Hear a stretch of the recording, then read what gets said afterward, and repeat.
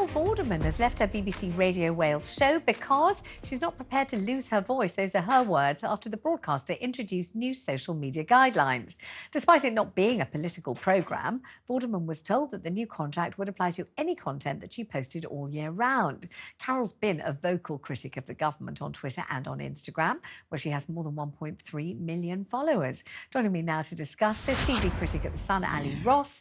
Hi, Ali, good to have you on. And I'm also joined by employment lawyer at Lawrence Stevens, Joe Mackey. Good to see you both. Let's start with Ali.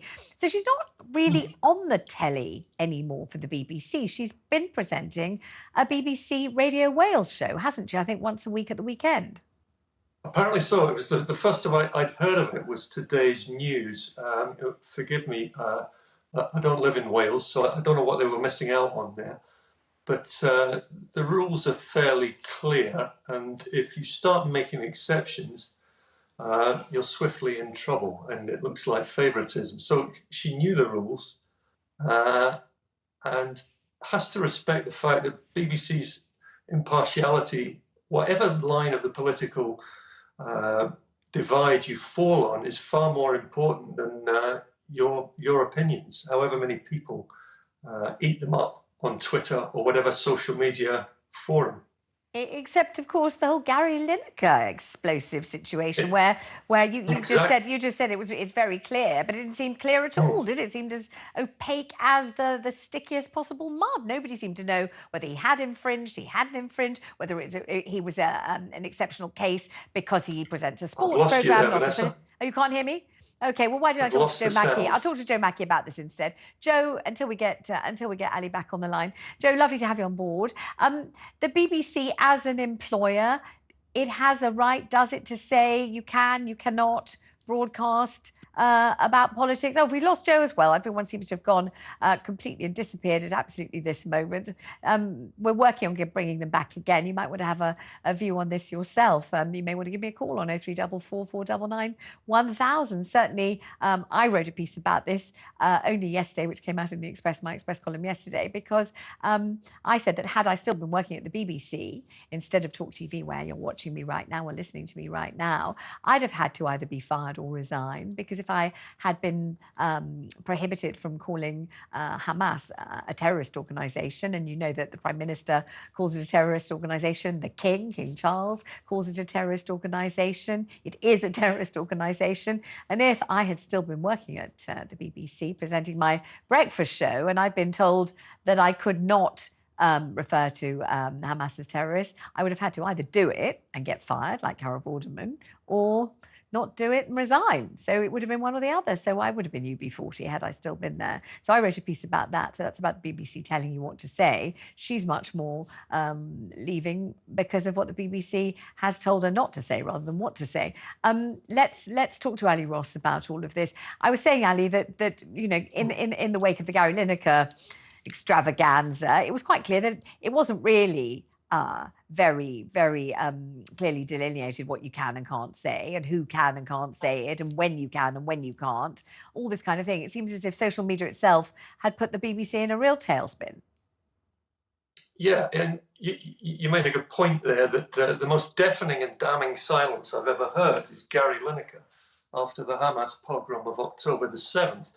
And yet he suddenly chirped back to life last week to say that the marches that had taken place in London were simply calling for a ceasefire, and had to go at Suella Braverman for that. So I'm still not 100% clear where the line is, but it seems to me that just to outlaw it completely would be the sensible way ahead, because as I've said, impartiality is supposedly the bedrock of the BBC. I know, but if Gary Lineker has tweeted about the marches and that's okay, and he doesn't have to vacate his starring stellar role as the most highly paid broadcaster in the entire British Broadcasting Corporation, if he's allowed to stay, why isn't Carol Vorderman allowed to present a rather innocuous weekend show? It's kind of magazine programmes, it's all different guests, plays nice jolly music, she has a nice jolly persona on the show. You know, why on earth do her political opinions have anything to do with the broadcast that's nothing to do with politics whatsoever? Well, indeed, there is an inconsistency there. I think what you've got to remember with Carol Vorderman is that a long time ago, before social media was the force it is now, she was an equally vocal critic of the Labour government at the time. And when David Cameron came to power, she was rewarded with a position as a maths czar. Now the wind has changed, and I'm sure she thinks she's Rosa Parks for all these attacks she's been launching, but they look like the work of a loose cannon. And it could well be that BBC Wales thought, well, this just isn't worth the hassle. So you are going to end up speculating on these things until there is total consistency across the board, and that Vorderman was disposable, whereas Gary Lineker, as he kind of proved when everyone went on strike, is just too big to be sacked. Personally, I can't understand that. He's just a man who talks about kicking footballs around. He hasn't got any transferable skills to other sports. So I would shed no tears if he went. Let me bring Joe Mackey back into this. Joe, the situation at the BBC and whether it is entitled to decree that its employees or even its freelance employees, freelance presenters, we know that freelance is a word these days and can mean many, many things to many different people, but the BBC is entitled to say you can do this, you can't say that, even your personal private views off there cannot be expressed or not. I think that the impartiality of the BBC is very important. The main problem the BBC have got is that the government's refusing to raise the licence fee. And so for the last 2 years, the government's given them a real terms cut into what they're getting. So as long as they play ball with the government, being cynical, I think that they will get funding that they require. Remember, they can't advertise, they can't get their revenue any other way. So they rely on the government and they have to do what the government tells them to do. And there was a lot of pressure put on them over the Lineker issue. I do think on that point, Lineker is a freelancer. HMRC have defined him as a freelancer. So he's not bound in the same way as an employee. And Vorderman is an employee. And if you look at the editorial guidelines of the BBC, they're applying to employees rather than just freelancers. Are you sure that Vorderman's an employee? That would seem amazing. Is she? I believe that she's an employee. She's an employee of BBC Radio Wales, or she was, until she left or was pushed out by mutual consent because of her views. In different organisations, those that don't dedicate themselves to communications, is it possible for an employee to be fired on the basis of his or her political views expressed on social media? Yes, there's certainly clauses in contracts and staff handbooks and employee handbooks, and the contractual ones will be legally binding. And there'll be things about bringing the organisation into disrepute. So you have to be very clear to make sure to make it clear that it's your personal opinion and it has nothing to do with you in your role as an employee of whatever organisation it is. That would apply to me, for example, if I posted something in support of something on the media.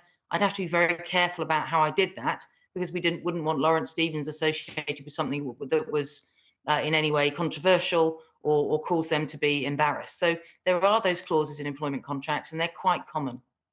And what was your implication that had Gary Lineker tweeted something pro-Tory or very right-wing, that he wouldn't have been in any trouble at all because it would have been compliant with the government, but because what he's chosen to say is left-wing and what Carol Vorderman's chosen to say or is saying all the time on social media is left-wing, that's not acceptable. So right-wing would be acceptable, left-wing would not be acceptable.